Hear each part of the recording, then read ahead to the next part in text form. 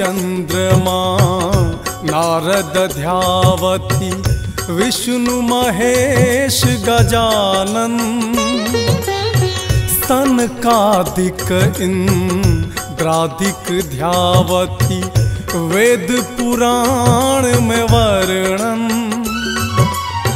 दसों दिशा नव ग्रहों करैया अहीं के चरण में समर्पण। जीव जंतु जल थल नभ सबटा करैया भाव समर्पण।